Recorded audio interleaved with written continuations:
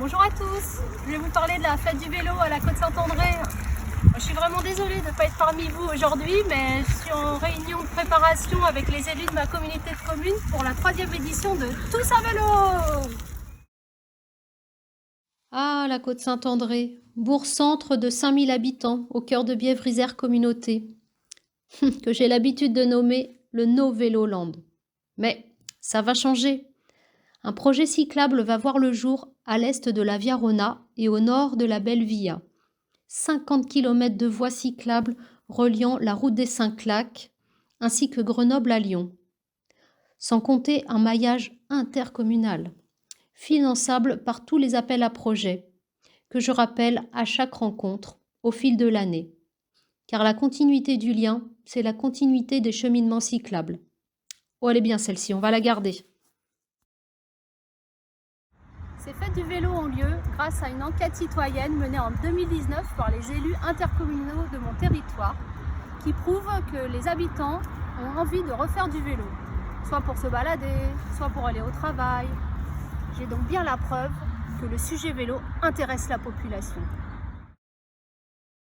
Tout d'abord, il faut trouver un lieu public à la taille de l'événement. À la Côte, la fête du vélo se déroule au Jardin de Ville, proche du centre, connu de la population et praticable pour petits et grands. Ensuite, 4 mois sont bien nécessaires pour recenser, convaincre tous les acteurs locaux.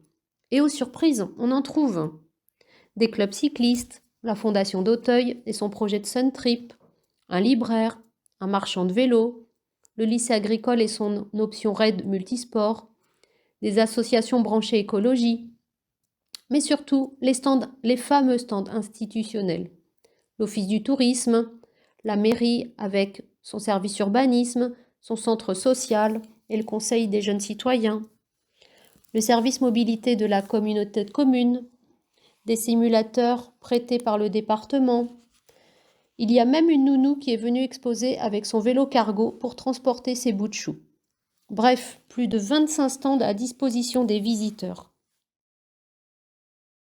Cette fête du vélo me donne l'opportunité d'impliquer les politiques en les invitant à venir s'exprimer sur leur volonté de développement de la mobilité à vélo. Mais quelle serait donc leur motivation ? Obligation ministérielle, retombées économiques du tourisme à vélo, période de campagne électorale, mais pas forcément l'envie de pédaler, quoique.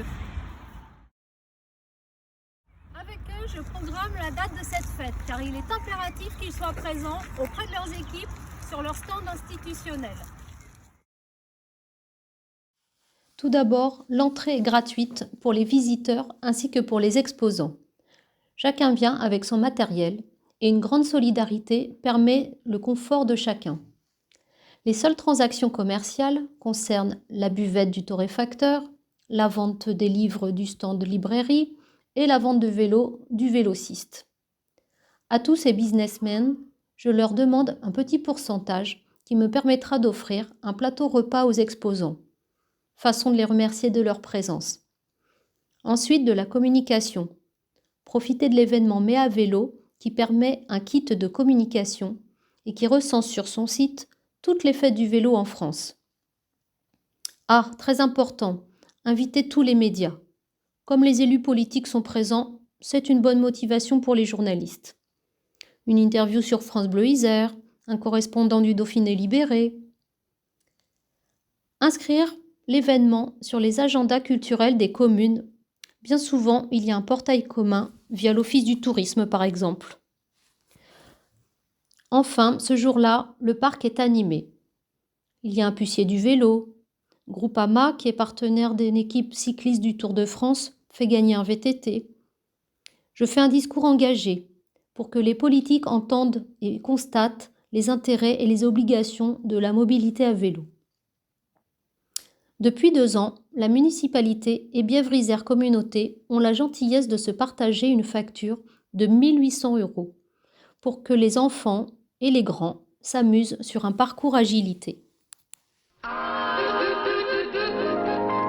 Avec la F3V, c'est la garantie d'une journée bien réussie, grâce à sa responsabilité civile.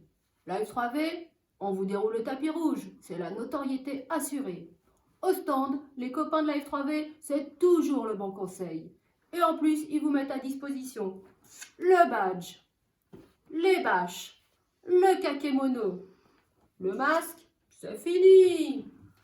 Les plaquettes d'information, la gapette. Ah, la gapette, va falloir la prévoir. Hein. Et le bulletin d'adhésion.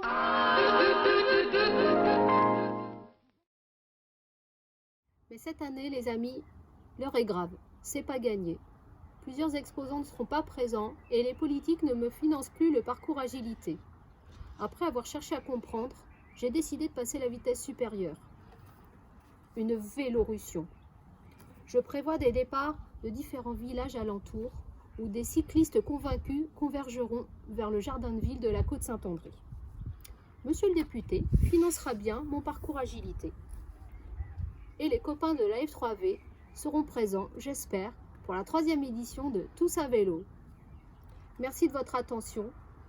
Merci surtout aux Sophie pour leur peps. Et je suis vraiment ravie de faire partie de l'équipe de la F3V. Bonne continuation à tous.